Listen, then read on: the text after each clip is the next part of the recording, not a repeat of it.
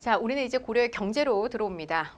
고려의 경제사를 제일 먼저 보시면 태조 왕건이 눈에 띄네요. 그죠? 아까 개국공신들에게 역분전을 지급한다 이런 말씀을 드렸습니다.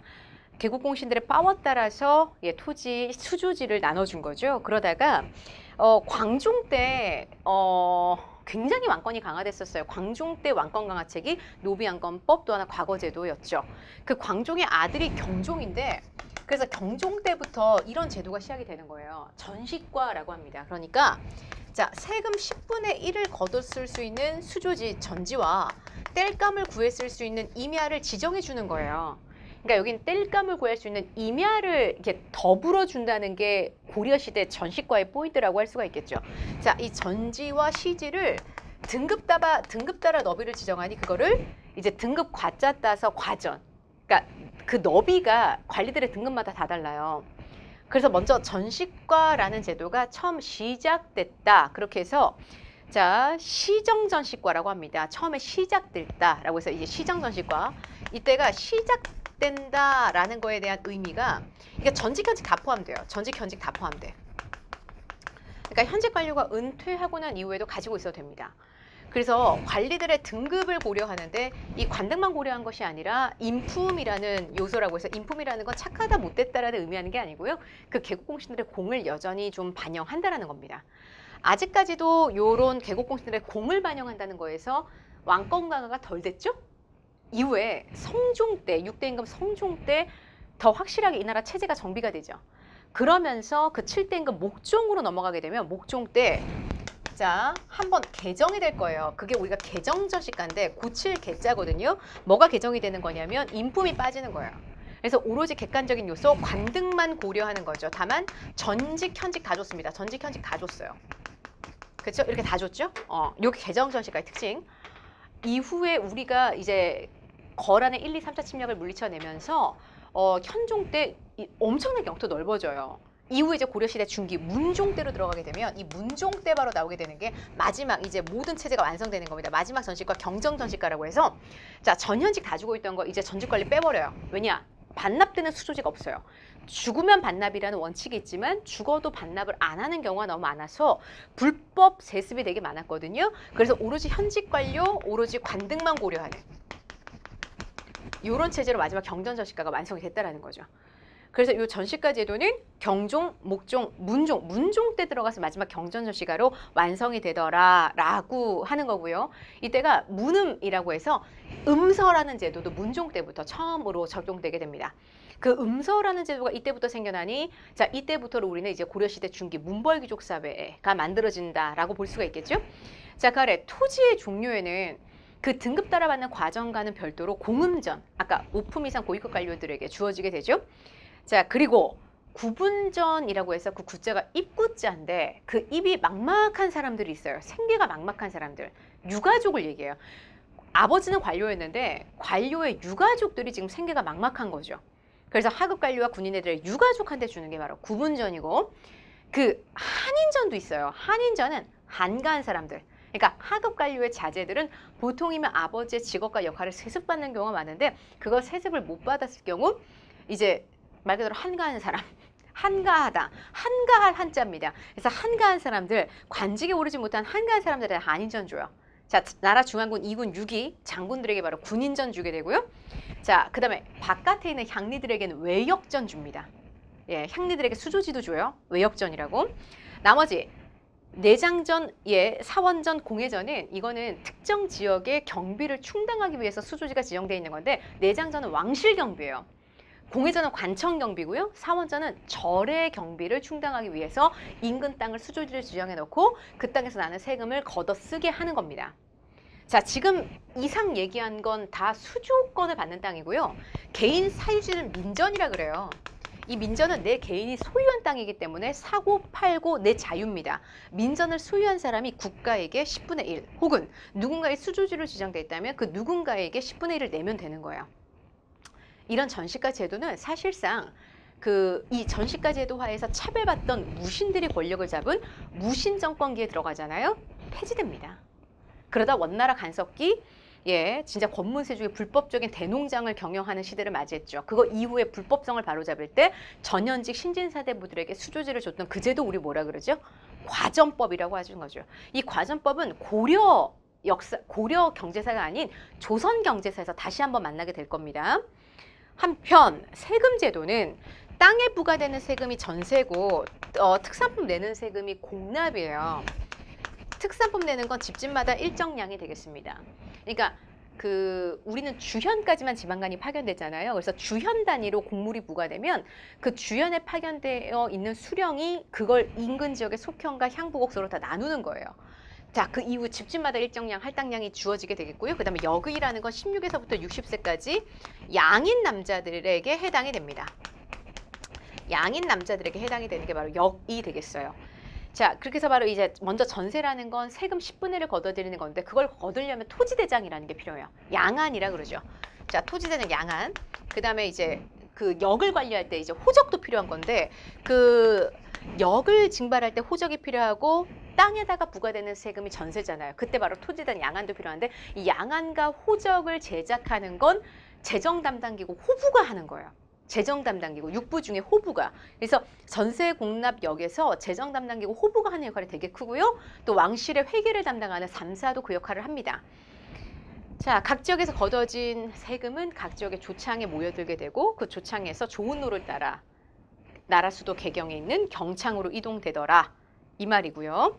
자, 농업으로 내려왔을 때 농법이 굉장히 좋아져요. 고려시대 때 농법이. 일단 땅을 깊이 가는 것도 되게 일반화가 되고 특히 전반적으로 그 퇴비를 뿌리는 방법을 우리 시비법이라 그래요.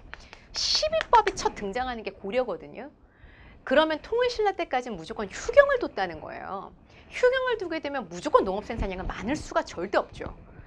예, 시비법이 드디어 시작되면서 휴경지가 감소하게 될 거고 밭농사에선 윤작법, 2년 3작의 돌려짓기 방법, 윤작법이 밭농사에서 나오고요. 논농사에서 모내기법이 나옵니다. 하지만 이 모내기법은 일반화되는 게 조선시대 후기 가야 돼요. 조선 후기에 모내기법이 일반화되는 건 너무 중요한 주제거든요. 첫 등장은 일단 고려 때 합니다. 또 원나라 간섭기 때 이암의 농법서 농상집요가 원나라께 소개되는데 원나라 농법서라면 우리 풍토에 안 맞아요. 그래도 이 농상집요 덕분에 농법서가 필요하구나. 그래서 세종대왕이 나중에 농사직설이라는 농법서를 만드는데 이 농상집요가 한몫합니다. 또 원나라 간섭기 때 문익점이 몰래 부통에다가 목화씨를 숨겨 갖고 들어왔던 거 유명한 일화죠. 이때부터 의생활은 혁신적으로 바뀌게 되고요. 자, 무역은 나라 수도 개경이잖아요. 나라 수도 개경에 많은 귀족들이 모여 살 텐데 그 앞에 예성강하고 병난도가 최고 국제무역항이라는 거. 그렇게 해서 송나라와 가장 무역은 활발했고요. 대표 무역항은 병난도고요. 화폐가 성종 때 권원중보를 시작으로 이후 고려시대 숙종 때 여러 화폐가 나옵니다. 그죠? 사만통보, 해동통보, 활구는 은병 모양이에요. 은병 모양인데 은 한근으로 만들었대요. 그러니까 되게 고액의 화폐라는 거죠. 은병, 활구, 해동통보, 사만통보 다 고려시대 숙종 때가 참고로 고려시대 숙종 때라면 이때가 특수부대 별무반 만들어질 때입니다. 윤간에. 예, 그때 고려 중기인데 그때 여러 화폐는 나오지만 유통되는 화폐는 그중에 없어요. 또 원나라 간섭기 충선왕 때는 전량 소금을 사들여다가 전량 다시 국가가 되파한대요. 소금 전매 제도로 이득을 받다 하고요. 또 나라 수도 시전에, 그러니까 나라 수도 개경에 있는 시전에 그 시전 물가를 관리 감독하는 경시서가 설치가 된다고 하죠. 경시서. 항상 물가를 감독해야 되는 이제 기관은 시장과 맞물려서 존재해요. 우리나라 그 지증왕 때 만들어졌던 신라 수도 동시에 그 동시전이라는 감독관청이 있었잖아요. 이후 서시와 남시가 만들어질 때도 서시전, 남시전이 있다고요. 예, 지금 거기 보면 경시서라는 개경의 시전의 물가를 감독하는 기관이 있다라는 거죠. 또 수공업으로는 초반에는 관청이나 소에 맡겨지는 수공업이 많았는데 고려 후반에 소가 점점 줄어요. 그러면서 절이 수공업을 많이 하거든요. 그러니까 고려시대는 워낙 불교를 숭상하는 나라고 불교가 굉장히 많은 노비를 데리고 있다 보니 그 노비 노동력을 활용하는 절의 수공업, 그러니까 스님들이 막걸리를 빚어서 이웃 주민들한테 강제로 판다고 생각을 해보세요. 예, 기왓장 굽고 막 이런다고 생각을 해보세요. 그러니까 이윤을 추구하는 절의 모습은 좀 생소하죠. 이렇게 절 자체가 되게 세속화가 돼요. 그래서 특히 원나라 간섭기 때 그때 집권 세력이었던 권문 세족과 불교계가 정말 더럽게 결탁을 해서 그 두 세력이 다 타락의 극을 보여주거든요. 그래서 그 불교가 너무 고려 말에 타락하는 모습을 많이 보여주기 때문에 그 성리학자들 있죠. 신진사대부들이 불교의 폐단을 굉장히 크게 지적을 합니다. 그래서 성리학자들이 만드는 조선이란 나라는 유교만 숭상하고 불교를 버리는 나라죠. 숭유, 억불의 나라를 괜히 만드는 게 아니라 고려 말 신진사대부들이 본 불교의 모습이 타락 그 자체여서 그래요. 자, 한편 고려의 사회는 흑창이 의창으로 이름 바뀐다 그랬고 물가조절 기간으로 상평장 뒀다 그랬죠.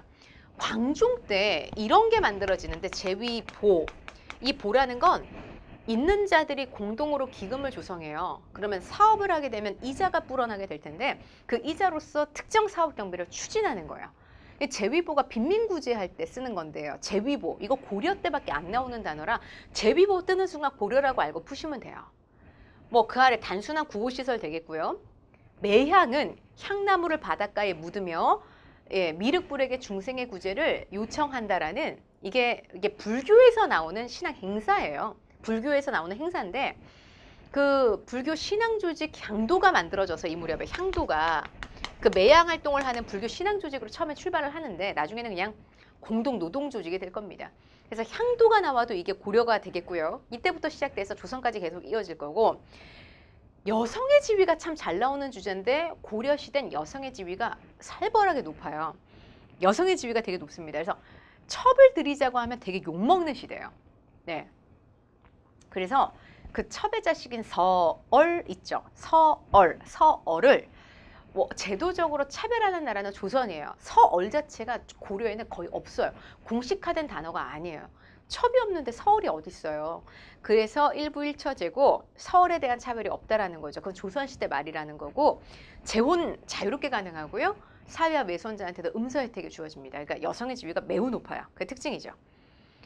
그 아래 한국의 세시풍속이라는 다소 뜬금없는 주제가 보이는 듯 하지만 이게 뜬금없는 단어가 아니라 이런 세시풍속이 구체화되는 게 다 고려예요. 거의 대부분이. 그래서 세시풍속 파트를 이 세시풍속이 한국사 능력검정에만 나오는 진짜 독특한 사실 문제 유형 아니겠습니까? 그래서 우리가 꼭 기억해야 될 세시풍속 제가 거기다 정리해 둔 거예요. 그래서 이게 우스운 주제가 아니라 꼭 알아둬야 되는 주제고 의외로 이 파트가 나오면 많이들 찍는 듯한 심정으로 풀지만 우리는 알고 풀자고요. 이게 세시풍속에 다 담겨져 있어요. 한편 민속놀이도 왕건이 그 후백제의 견훤을 꺾었던 고창 전투에서 유래한 게 차전놀이가 되겠고 그 공민왕이 저 누구죠? 홍건적의 침략을 피해서 안동으로 잠깐 쫓겨내려갔을 때 그것과 관련되어 있는 풍습이 노다리 밟기가 되겠습니다. 예. 또 여성의 지위 첩들이 제거했을 때 박유라는 사람 쌍욕 처먹는 거 보세요. 고려는 여성의 지위가 겁나게 높아요.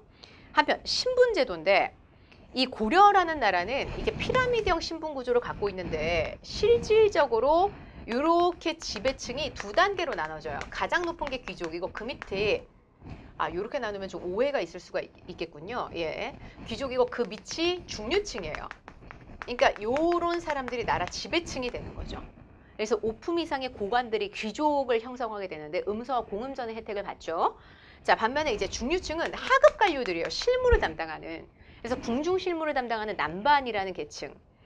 또 중앙군 장군들도 사실 여기에 속하죠. 그리고 향리들도요. 속편이나 향부곡소를 독자적으로 담당하는 그들도 다 중류층에 속합니다. 여기가 이제 피지배층, 그 피지배층의 가장 대다수가 다 양민인데 다 농사 짓는 사람들 아니겠어요? 그래서 우리는 그들을 백정이라 불러요. 우리 백정하면 고기 써는 사람들 같죠? 그건 조선시대 상식이고요. 백정이라고 하는 건 여기서 만백성을 의미해요.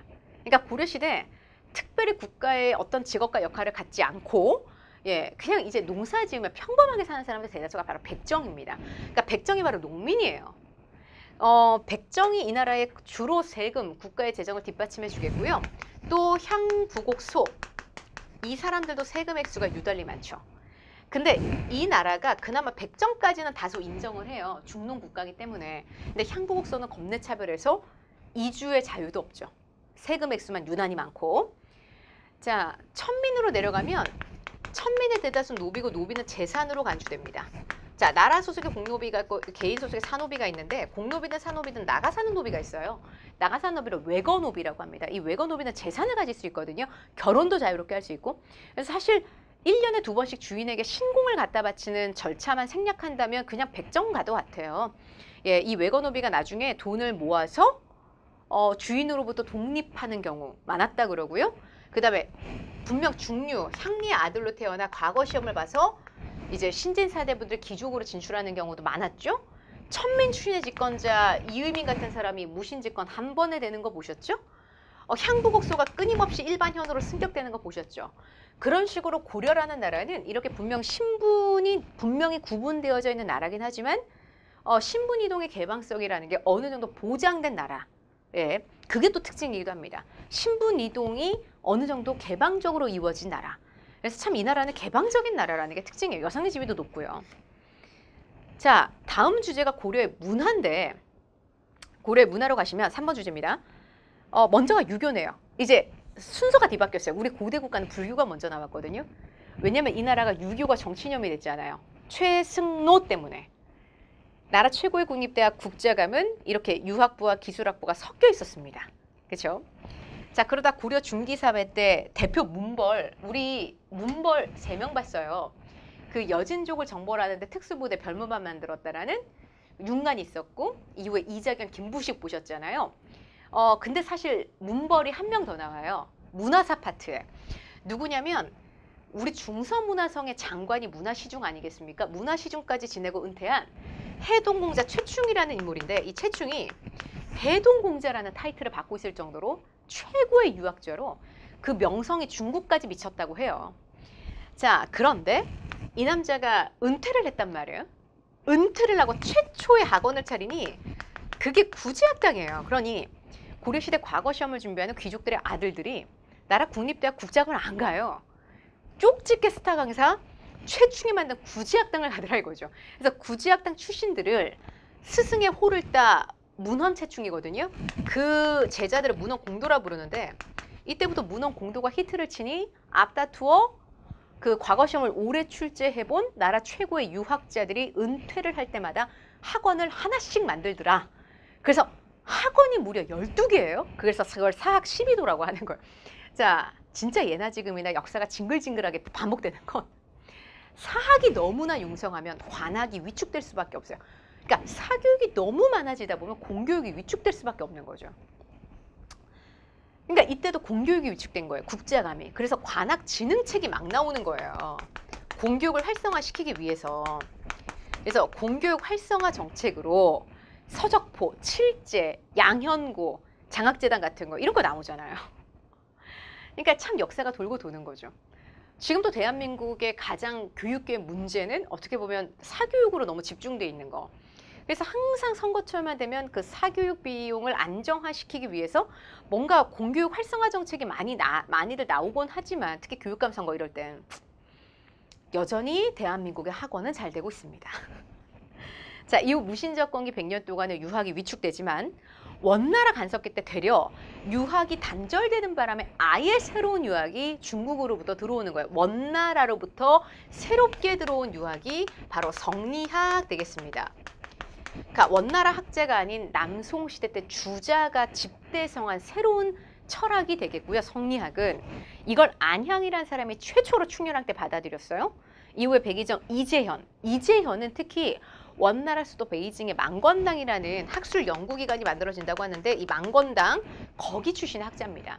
이후 이색으로 전달되고요. 이색의 제자 정도전, 정몽주로 전달이 되니 이들은 이제 신진사대부의 정치적 기반이 되는 거죠. 그리고 이런 성리학 시각에서 당시 폐단을 많이 보이고 있던 불교를 비판하는 거고요. 대표적으로 정도전이 불시 잡변이라는 글을 쓸 건데 부처의 성을 가진 자의 말은 다 잡소리다.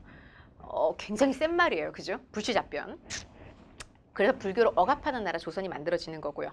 자, 불교로 내려오시면 사실 불교는 여전히 중요한 주제예요. 고려 때까지는.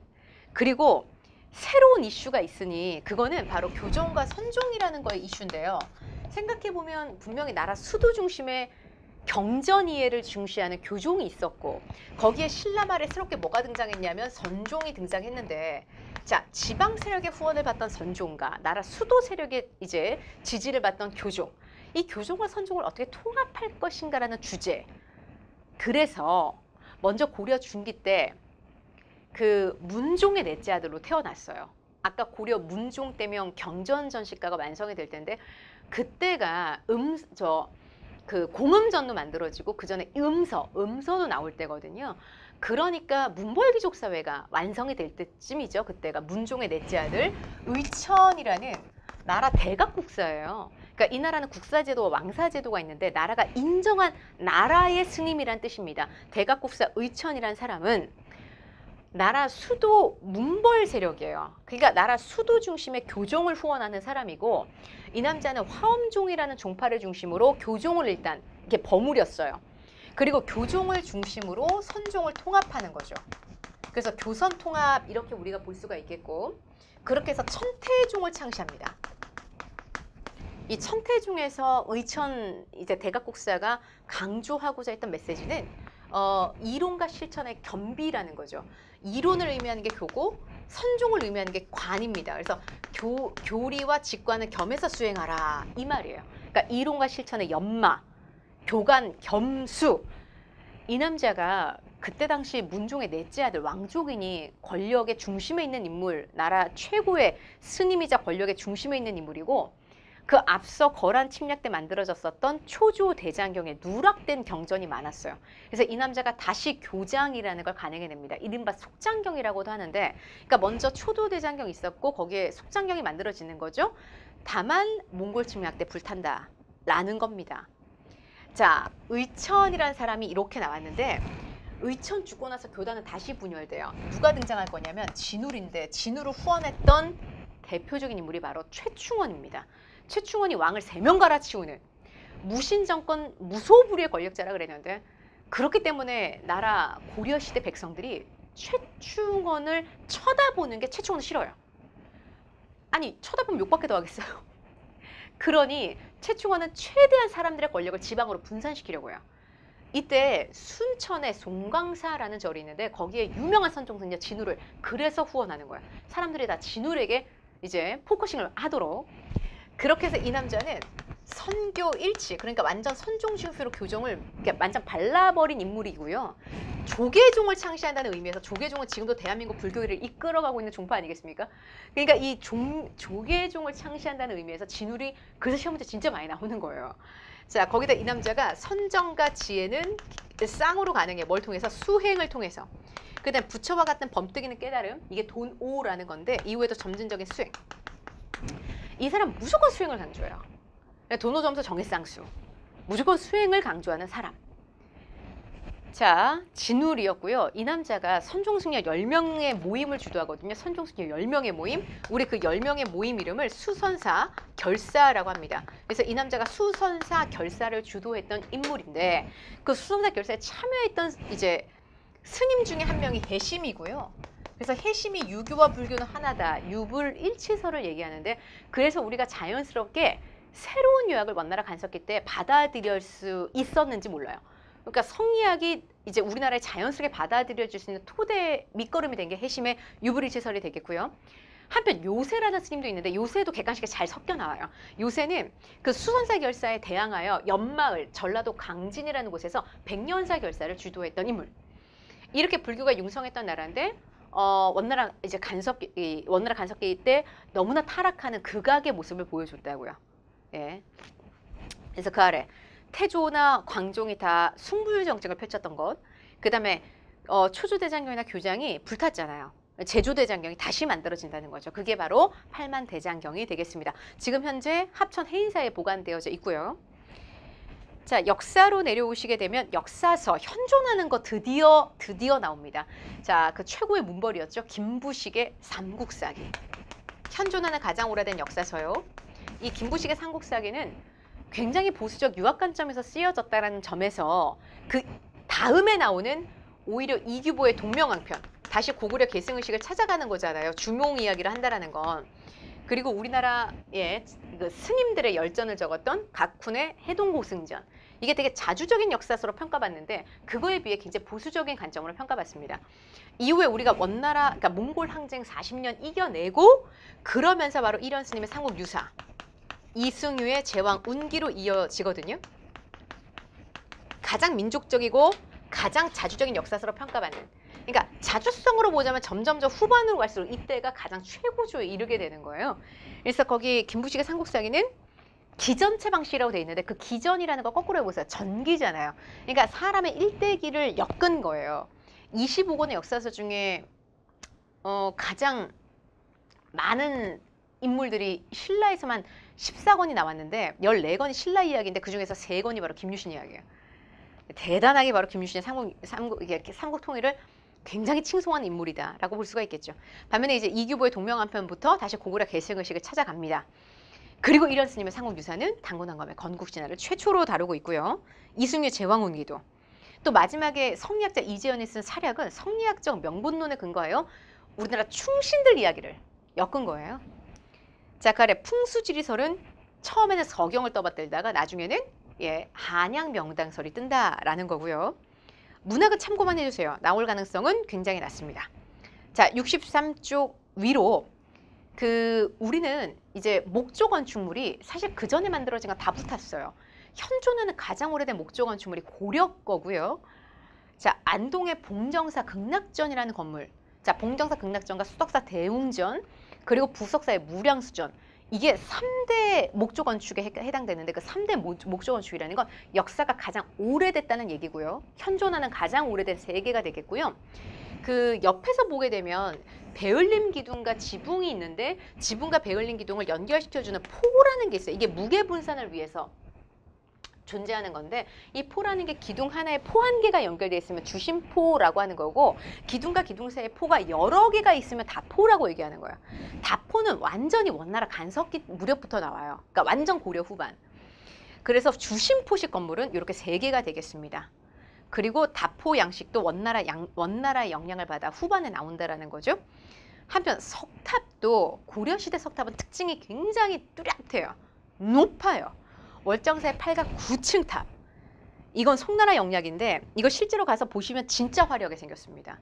근데 원나라 간섭기의 영향으로 진짜 후반 더 화려한 게 나와요.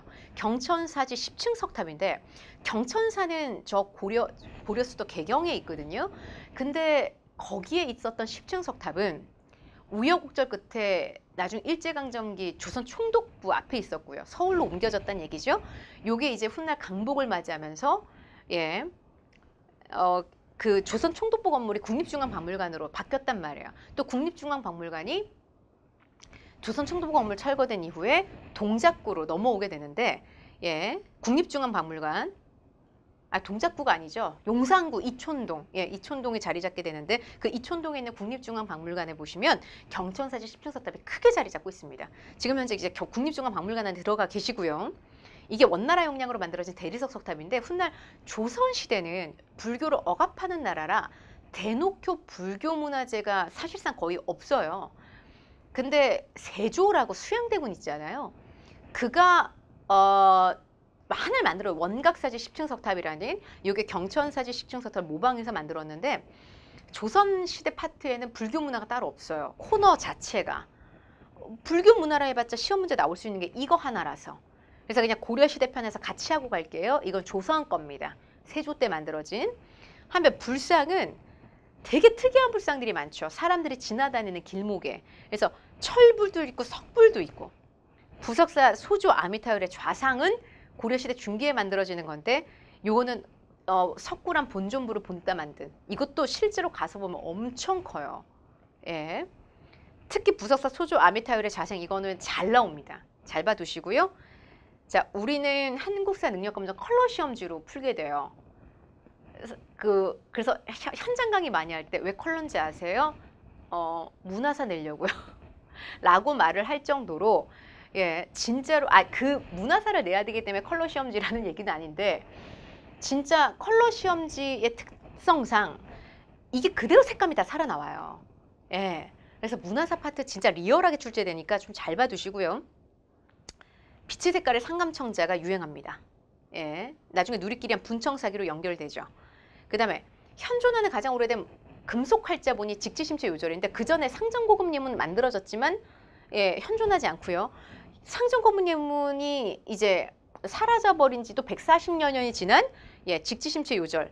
그러니까 대단한 거죠. 상정고급 예문보다도 140년 뒤에 나오는 게 직지심체 요절인데 이게 구텐베르크 할파닌셋을보다도 약 70년 빨라요. 그러니까 현존하는 가장 오래된 예, 금속 활자본 프랑스에 지금 현재 있고요. 청주 흥덕사에서 간행된 겁니다. 자, 역법, 의학, 그다음에 그림 같은 경우는 참고만 해두세요. 자, 그래서 넘기면 이제 고려시대 팔관회가 나오는데 이 팔관회가 12월에 이루어지는 11월 이제 보름 전 그냥 양력 날짜로 12월 달에 이루어지는 그러니까 굉장히 추운 날 이루어지는 행사예요. 팔관회. 이게 도교 플러스 불교거든요. 너무나 화려한 최고의 페스티벌이라 이웃나라 사신들도 다 팔관회 시즌에 맞춰서 이 나라에 들어왔다고 할 정도예요. 한편 고려시대 역사에서는 거기 제가 진짜 잘 나오는 삼국사의 삼국유사 비교해 놨으니까 역사 순서대로 흐름 따라 시간의 흐름 따라가면 편년체고 전기문 형식은 기전체예요. 기전체가 삼국 4기였습니다. 한편 의천과 진울 거기에 나와 있는 예, 교관겸수를 강조한 대목이나 그리고 수선 건수정의 결사문은 참 예문으로 잘 인용되는 것이니까 봐두시고요. 그리고 역시 키워드 달달달 나와 있습니다. 복습할 때 활용해 주세요. 저는 이제 조선으로 넘어가서 또 여러분들과 새로운 모습으로 인사드리도록 하겠습니다. 수고하셨어요.